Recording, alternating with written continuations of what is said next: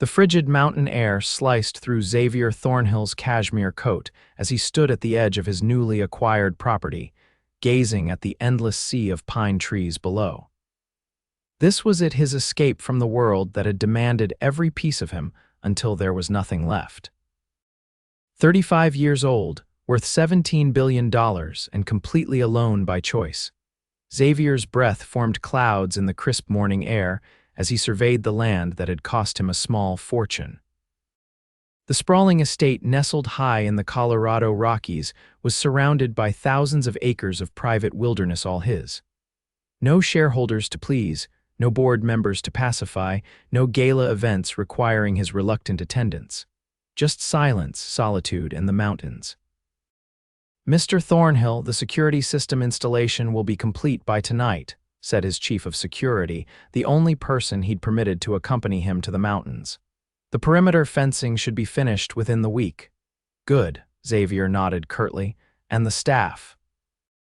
"Minimal, as requested.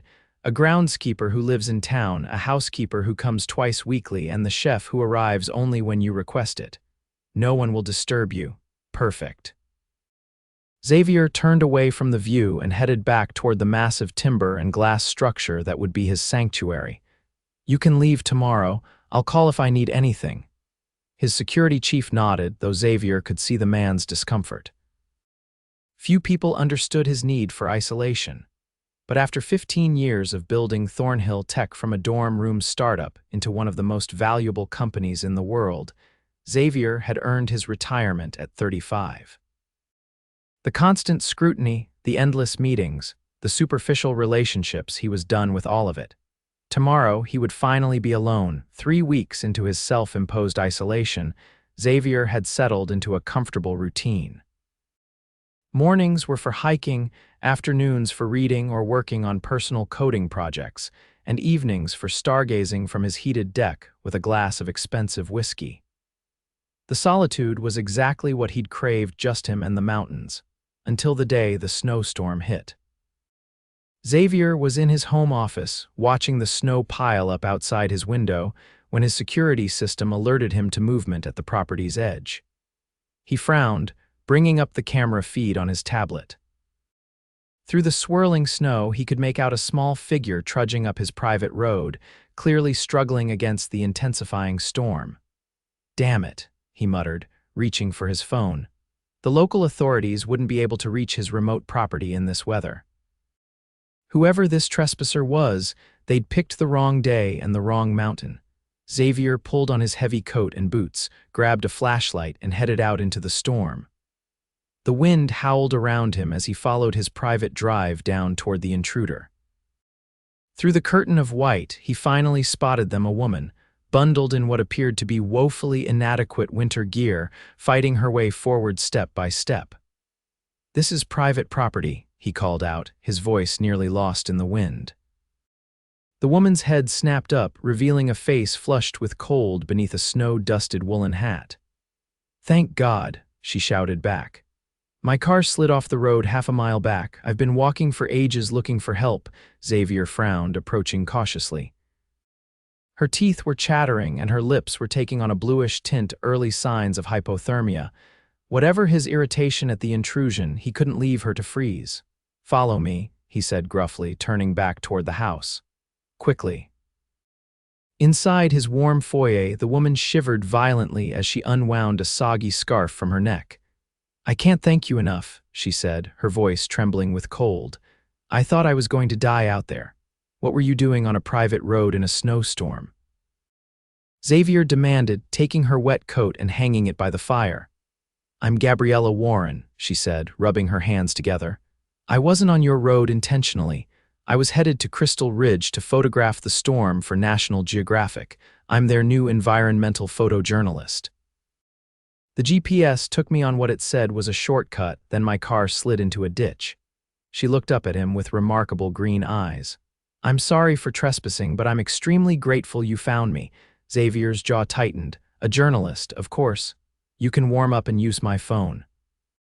Once the storm passes, I'll have someone retrieve your car and take you to town." "And you are," she asked, those green eyes studying him intently. For a moment, Xavier considered lying. Most people didn't recognize him without the corporate attire, and in a beard he'd grown since arriving at the mountain. "Xavier," he said simply. "Xavier Thornhill." He watched her expression, waiting for the inevitable recognition, the widening eyes, the sudden shift in demeanor that happened whenever someone realized they were speaking to one of the richest men in America. But Gabriella merely nodded. "Nice to meet you, Xavier." "Do you think I could trouble you for some tea? I can't feel my fingers." She didn't recognize him. The realization was both surprising and oddly refreshing. "Kitchen's this way," he said, leading her through the house. While Gabriella warmed her hands around a mug of steaming tea, Xavier checked the weather reports on his phone. The storm was intensifying, expected to dump 3 feet of snow overnight with winds reaching 60 miles per hour.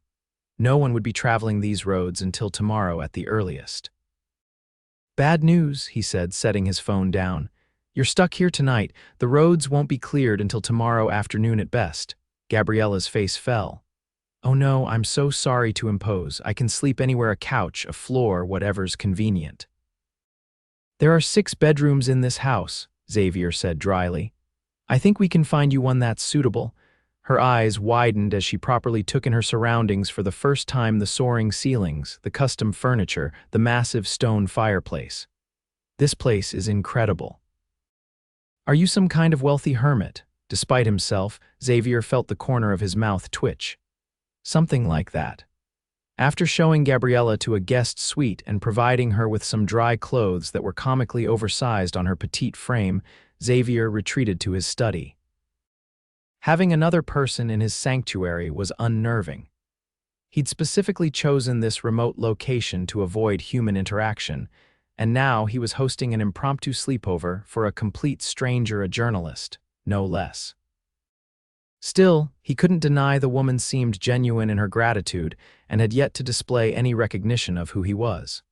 Perhaps she truly was just an unfortunate traveler caught in the storm. Either way, she'd be gone tomorrow, and he could return to his solitude. The storm raged through the night, howling around the house like a living thing. By morning, the world outside was transformed into a pristine white landscape.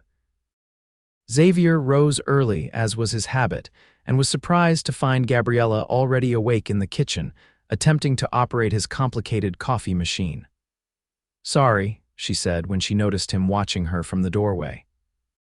"I'm a caffeine addict, and this machine looks like it could launch a rocket." Xavier stepped forward, pressing a few buttons on the touch screen. "It's European, unnecessarily complicated, but makes excellent coffee." "Like most European things," she agreed with a small smile. "The snow's still coming down." Xavier glanced out the window. Indeed, the storm showed no signs of abating. The forecast must have changed. A quick check of the weather app confirmed his suspicion. The storm had stalled over the mountains and was now expected to continue for another 24 hours. Plows wouldn't reach his remote access road until the following day at the earliest. "I'm afraid you're stuck here another night," he said, not bothering to hide his displeasure. Gabriella winced. "I really am sorry. I promise I'll stay out of your way. Maybe you could point me toward some books. I noticed you have quite a library." Something about her earnest expression softened Xavier's irritation slightly. "Help yourself to anything in the library." "The western wing is off limits. That's my private space." She nodded seriously. "Of course. Thank you for your hospitality, especially since I've forced it upon you." After breakfast, Xavier retreated to his office to work, expecting Gabriella to curl up with a book somewhere. He was surprised when, hours later, he ventured out to find the kitchen spotless and a note on the counter. "Borrowed snowshoes from your mud room. Don't worry, I'm not running away, just taking photos near the house. Back soon." Through his office window, Xavier spotted her in the distance, a bright figure against the white landscape, camera raised to her face. Despite the brutal cold, she seemed completely absorbed in her work, kneeling in deep snow to capture whatever had caught her eye. Unbidden, curiosity stirred within him. What was she photographing? What did she see in this landscape that compelled her to brave the elements? It had been a long time since Xavier had felt genuine curiosity about another person. When Gabriella returned, cheeks flushed and eyes bright with excitement, Xavier found himself asking, "Find anything worth photographing?" She lit up, pulling out her camera and showing him the display. "Look at this pine with the snow formation." The wind created this perfect spiral of snow along the branches. "I've never seen anything like it." Xavier leaned closer, genuinely impressed by the image. The way she'd captured the light filtering through the snow-laden branches created an almost ethereal quality. "You're actually quite good," he said, surprised. "Don't sound so shocked," she laughed, a warm, unguarded sound that seemed to fill the empty spaces of his cavernous home. National Geographic doesn't hire amateurs even for their online content. "I didn't mean I'm teasing you," she said, her green eyes sparkling with amusement. "You strike me as someone who doesn't get teased very often." Xavier found himself at a loss for words. She was right, people didn't tease billionaires. They agreed with them, flattered them, tried to use them. But teasing required a certain equality, a comfort level that most people never achieved with him. "No," he finally said, "I suppose I don't."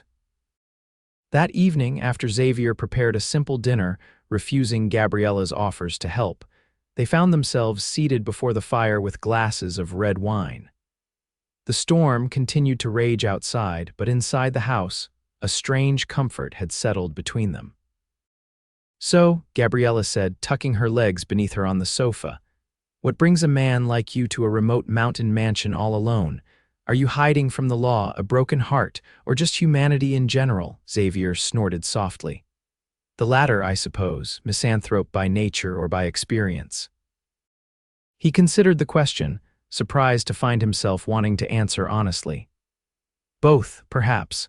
I've always valued solitude, but years in the corporate world convinced me that most human interaction is transactional at best, manipulative at worst."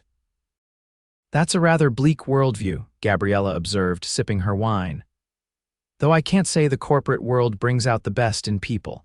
What field were you in?" Xavier hesitated. If he told her, she'd almost certainly make the connection. Yet something about her direct gaze made him reluctant to lie.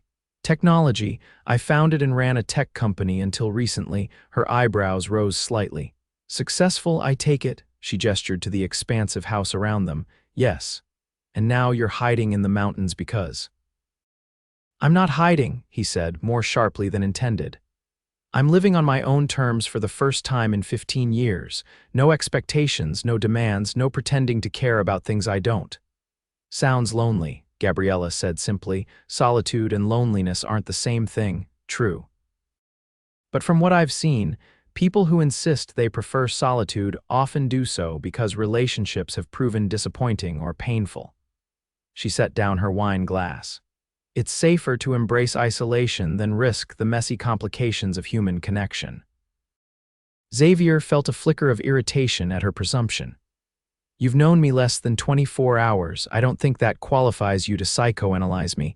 "Fair enough," she conceded easily. "Though in my defense, I'm a photographer. Observation is literally my job." Despite his annoyance, Xavier found himself curious. "And what do you observe?" Gabriella studied him for a long moment, her expression thoughtful. "I observe a man who's built walls so high that he's forgotten there might be something worth experiencing on the other side. Someone who's achieved extraordinary success but seems to have traded happiness for accomplishment." Her voice softened. "And I see someone who, despite his desire for isolation, still opened his door to a stranger in a snowstorm. That suggests there's more compassion there than you let on." The room fell silent except for the crackling of the fire. Xavier stared into the flames, unsettled by how accurately she'd read him. "You're very direct," he finally said. "Life's too short not to be," she replied with a small shrug. "My mother died when I was young, cancer. She spent years planning for a retirement that never came. It taught me to speak my mind and live purposefully." Xavier nodded slowly, finding unexpected respect for her perspective, even if he didn't entirely agree with it. "I'm sorry about your mother. Thank you," she smiled softly. "So, since I'm stranded in your magnificent mountain fortress for another night, Would it be terribly forward to ask if you have any board games? I'm a formidable Scrabble opponent." The request was so unexpected and ordinary that Xavier actually laughed a rusty sound even to his own ears. "I have no idea. I haven't played a board game since college." "Then we should check. Everyone needs a good Scrabble thrashing occasionally, keeps the ego in check." To his own surprise, Xavier found himself leading Gabriella to a storage closet where the previous owners had left various games and puzzles. They discovered a Scrabble set with all pieces intact, and soon they were seated at the kitchen table, board between them. Gabriella hadn't been exaggerating her skills. She played words like quixotic and zephyr, maximizing the board's bonus squares. Xavier, competitive by nature, found himself fully engaged in the game, the outside world temporarily forgotten. "That's not a word," he protested when she placed caveat across a triple-word score. "It absolutely is," she insisted. "It's the inner wool of an Arctic muskox. I did a photo essay on indigenous Alaskan textile artists who work with it, incredibly warm and soft." Xavier shook his head, reluctantly impressed. "I'll take your word for it, but only because we're snowed in and I can't check the dictionary." Gabriella laughed, the sound warming the kitchen more effectively than the expensive heating system. "I would never cheat at Scrabble, it's sacred." By the time they'd finished the game, Gabriella winning by 37 points, Xavier realized it was past midnight and he hadn't checked his phone or email in hours, something that hadn't happened since he'd first founded his company as a college sophomore. "Thank you for the game," he said as they cleared the board. "It was enjoyable, high praise indeed," she teased. "Next time I'll really try to impress you. Next time." The words hung in the air between them, a reminder that there wouldn't be a next time. Tomorrow the roads would clear, someone would retrieve her car, and Gabriella Warren would return to her life, leaving Xavier to his carefully constructed solitude. The thought brought an unexpected hollowness to his chest. The morning brought clear skies and brilliant sunshine that transformed the snow-covered landscape into a glittering wonderland. Xavier called the local service company that maintained his road, and they promised to have access cleared by early afternoon. Gabriella joined him for breakfast, her hair still damp from the shower, wearing the same clothes she'd arrived in, now dried. "Beautiful day," she observed, looking out at the mountains. "I hope I can get a few more shots before I leave. The light on the snow is perfect right now." "Take whatever time you need," Xavier found himself saying. "The plow won't be here until around 2. She smiled gratefully and after breakfast bundled up to head outside with her camera.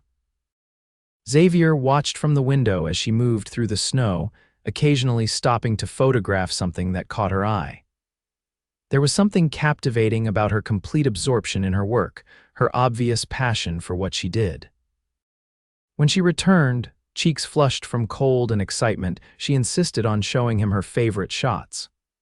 Xavier found himself genuinely interested, impressed by her eye for detail and the way she captured light. "This one's my favorite," she said, displaying an image of sunlight streaming through icicles hanging from a pine branch, creating rainbow prisms on the snow beneath. "Nature's own crystal chandelier. It's beautiful," he agreed.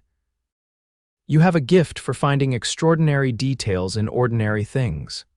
"That's the nicest thing anyone said about my work," she said, her smile reaching her eyes. "Thank you." For a moment they stood close, looking at the small display screen, and Xavier became acutely aware of her presence, the faint scent of his shampoo in her hair, the delicate curve of her profile, the warmth radiating from her body so near to his. The moment broke when his phone chimed with a text message. "The plow has reached the main access road," he said, stepping back. "They'll be here within the hour." "Oh," Gabriella said, her smile dimming slightly. "I should gather my things." As she headed upstairs to the guest room, Xavier remained in place, struck by an unfamiliar reluctance. He didn't want her to go, he realized. After 15 years of purposeful isolation from genuine connection, 2 days with this straightforward, observant woman had somehow breached his carefully constructed walls. The thought was terrifying. By the time the plow arrived, followed by a tow truck for Gabriella's car, Xavier had regained his composure. This was for the best. His life was here in the solitude he'd chosen. A brief, unexpected connection during a snowstorm didn't change that. "Thank you again for everything," Gabriella said as they stood in the foyer. "You literally saved my life." "Anyone would have done the same," Xavier replied stiffly. "No, they wouldn't," she said with certainty. "Most people wouldn't open their door to a stranger in a storm." "I'm grateful it was your mountain I got lost on." She reached into her bag and pulled out a business card. "If you ever decide the mountain gets too quiet, or if you'd like to see the photos from the storm once they're edited." She held out the card, her expression open and without expectation. Xavier took it automatically, noticing the simple design, her name, environmental photojournalist, and contact information. "Goodbye, Xavier. I hope you find what you're looking for in your solitude." Then she was gone, following the tow truck driver down the cleared driveway, leaving Xavier standing in his doorway with her card in his hand and an unfamiliar emptiness in his chest. The days following Gabriella's departure were exactly what Xavier had wanted when he'd purchased the mountain property, quiet, undisturbed, and entirely his own. He hiked, read, coded, and watched the sunset from his deck. Everything was precisely as he'd planned. And yet, he found himself thinking of her observations during Scrabble, remembering her laughter over dinner, recalling the passionate way she'd described the light on the snow. Several times, he caught himself reaching for his phone to share something with her, a particularly striking sunset, an interesting passage in a book, before remembering they weren't friends. She had been a temporary intrusion in his carefully ordered life, nothing more. A week passed, then two. Xavier threw himself into a new coding project, working long hours in his office, trying to recapture the contentment he'd felt before the snowstorm. It almost worked until he received an email notification one evening. The subject line read, "Snow Spiral thought you might like to see the final version." His finger hovered over the delete button, then, against his better judgment, he opened it. "Xavier," the message read, "National Geographic just published my piece on the storm. Thought you might like to see how the snow spiral photo turned out after editing. No need to respond, just sharing because you seem to appreciate it. Hope the mountain is treating you well." Gabriella attached was a stunning image of the pine tree with its spiral of snow, now professionally edited to bring out the ethereal quality of the light. It was genuinely beautiful work. Before he could overthink it, Xavier hit reply. "Gabriella, the photo is exceptional. I'm not surprised National Geographic published it. The mountain is as I wanted it, quiet and undisturbed." Xavier, he pressed send before he could reconsider, then set his phone aside, telling himself that was the end of it, but it wasn't. Over the next few weeks, they exchanged occasional emails. Gabriella would send him a particularly interesting photo from her latest assignment. Xavier would respond with brief but thoughtful observations. Their communications were casual and undemanding, yet each time his phone chimed with her name, Xavier felt a spark of something he hadn't experienced in years: genuine anticipation. A month after the snowstorm, Xavier was surprised to receive a package at his remote address.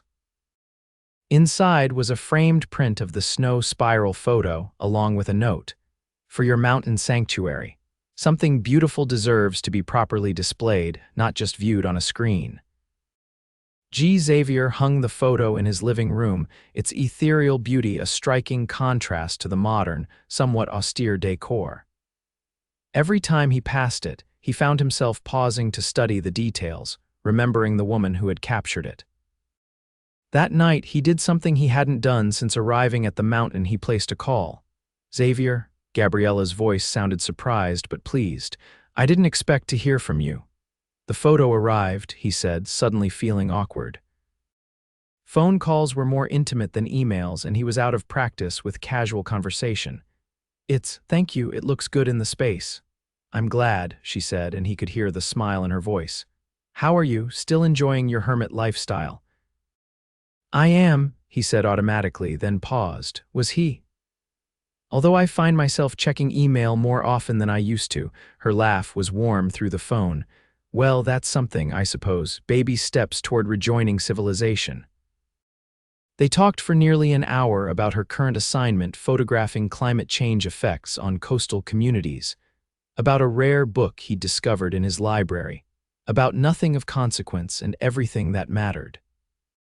When they finally said goodnight, Xavier sat in the darkness of his living room for a long time, staring at the framed photograph and confronting an uncomfortable truth. He missed her. Not just her company during the snowstorm, but her perspective, her directness, her ability to see beauty in unexpected places. For the first time since retreating to his mountain, Xavier Thornhill felt truly alone. 2 months after the snowstorm, Xavier's security system alerted him to a vehicle approaching his property. He frowned, checking the camera feed. He wasn't expecting any deliveries. His heart rate quickened when he recognized the small SUV coming up his driveway, Gabriella. She emerged from the vehicle dressed in a proper winter coat this time, her camera bag slung over one shoulder. Xavier found himself moving quickly to the door, opening it before she could knock. "Surprise," she said, looking suddenly uncertain. "I'm on assignment in Colorado again, and I thought..." "Well, I was passing relatively nearby, and I thought I'd see if the mountain hermit might want some company for dinner. I brought ingredients." She held up a grocery bag. "But I realize now I should have called first." "I can leave if..." "Stay," Xavier interrupted, the word escaping before he could consider it. "I mean, yes, dinner would be welcome." Her smile was like sunshine breaking through clouds. "Really, you're not just being polite." "I'm never just polite," he said dryly, taking the grocery bag from her and stepping back to let her inside. As they prepared dinner together, Gabriella insisted on cooking. Claiming it was the least she could do for the impromptu visit, Xavier found himself relaxing in a way he rarely did around others. There was something comfortable about her presence, something that didn't demand anything of him except authenticity. "I have a confession," Gabriella said as they sat down to eat. "I knew who you were after our first night here during the snowstorm." Xavier stiffened. "You recognized me." She nodded, looking slightly guilty. "Once you mentioned founding a tech company, I got curious. I Googled Xavier Tech Company when I went to bed, and there you were, Xavier Thornhill, billionaire tech mogul who mysteriously stepped down and disappeared from public life 6 months ago." "Why didn't you say anything?" he asked, studying her face for signs of the calculation he was accustomed to seeing when people discovered his wealth. "Because it didn't matter," she said simply. "I liked talking to Xavier the mountain hermit. I didn't need or want anything from Xavier the billionaire." Her honesty disarmed him as it had from the beginning. "That's unusual, is it? Or have you just surrounded yourself with the wrong people for too long?" She took a sip of wine. "Not everyone has an agenda, Xavier." "In my experience, most people do." "Then maybe you need new experiences," she suggested gently. "New people who value you for your conversation and your kindness during a snowstorm, not for what you can do for them." They talked late into the night, and when Gabriella mentioned she had a hotel reservation in the nearest town, Xavier surprised himself by offering his guest room instead. "The roads are icy and it's a long drive down the mountain," he said, trying to sound practical rather than eager. "It makes more sense to stay here." Gabriella studied him for a long moment. "Are you sure? I don't want to intrude on your solitude again." "I'm sure," he said, realizing he meant it. "Sometimes solitude is overrated." She stayed that night, and the next morning, Xavier found himself offering to show her his favorite hiking trail, one with particularly stunning views he thought she might want to photograph. One day stretched into 2, her hotel reservation long forgotten as they explored the mountain together, talking for hours about everything and nothing. On the 3rd evening, as they sat before the fire sharing a bottle of wine, Xavier finally asked the question that had been on his mind since her arrival. "Why did you really come back, Gabriella?" She set down her glass, her green eyes meeting his directly. "Because I couldn't stop thinking about you," she admitted. Not Xavier the billionaire, but the man who rescued me in a snowstorm, who gets competitive over Scrabble, who sees the value in solitude but still opened his door to a stranger. She took a deep breath. I came back because I wanted to know if what I felt during those 2 days was real or just the product of unusual circumstances. And, Xavier asked, his heart racing. It's real, she said softly, at least for me. Xavier reached across the space between them, taking her hand in his. Her fingers were warm, slightly calloused from carrying camera equipment, real hands that had lived a real life.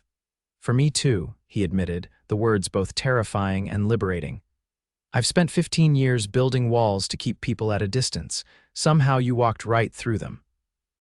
Is that a good thing or a bad thing? She asked, a hint of vulnerability in her voice.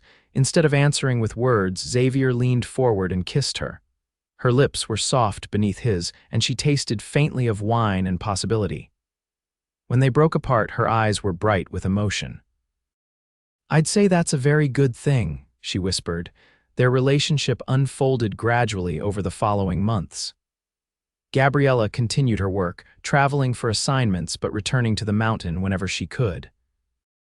Xavier found himself looking forward to her visits, planning hikes they could take together, books they could discuss, meals they could cook side by side in his kitchen.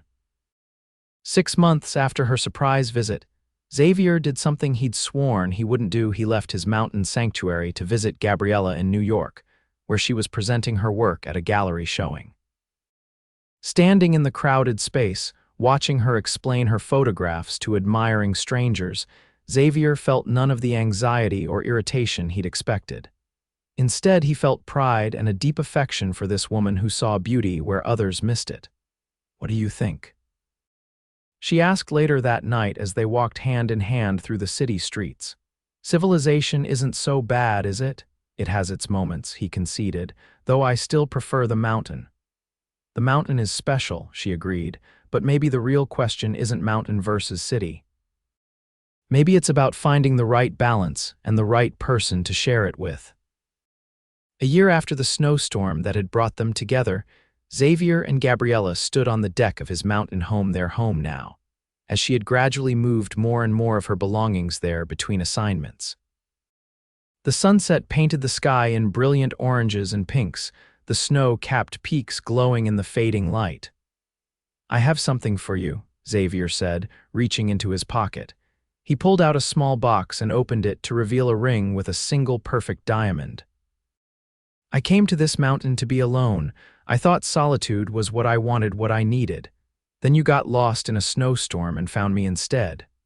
Gabriella's eyes filled with tears as he continued. You showed me that there's a difference between being alone and being lonely, between building walls and creating a sanctuary. You taught me to see beauty in unexpected places. Xavier took her hand, his voice steady despite the emotion behind his words. I love you, Gabriella. Will you marry me here on this mountain that brought us together? Yes, she whispered, tears spilling onto her cheeks as he slipped the ring onto her finger. 1,000 times yes. They were married the following spring in a small ceremony on the mountain, with only a handful of guests, her father and sister, a few of her closest friends, and, surprisingly to some, Xavier's former chief of security, who had seen a side of his boss that few others had been privileged to witness. 2 years later, their daughter Lily took her first steps across the living room of the mountain home, toddling determinedly toward the framed photograph of the snow spiral that still hung in a place of honor. Xavier scooped her up before she could touch it, spinning her around as she giggled delightedly. She has your eye for beauty, Gabriella observed, capturing the moment with her camera, a habit she couldn't break even at home. And your determination, Xavier replied, settling their daughter on his hip. A dangerous combination. As they stood together looking out at the mountains that had become not just Xavier's retreat but their family's home, he reflected on the strange path that had led him here. He had come to the mountains seeking isolation, convinced that solitude was the answer to the emptiness he'd felt despite all his success. Instead, he'd found Gabriella, and with her, the understanding that the walls he'd built to protect himself had actually been his prison. True freedom wasn't found in isolation, but in the courage to let someone in, to risk the messy, complicated, wonderful reality of loving and being loved in return. The billionaire, who had wanted nothing more than to be left alone, had found, in the end, that love had known better than he did about what he truly needed. It had found him anyway, in the form of a lost photographer in a snowstorm, and in doing so had given him the one thing his billions could never buy: a home not just on the mountain, but in someone's heart.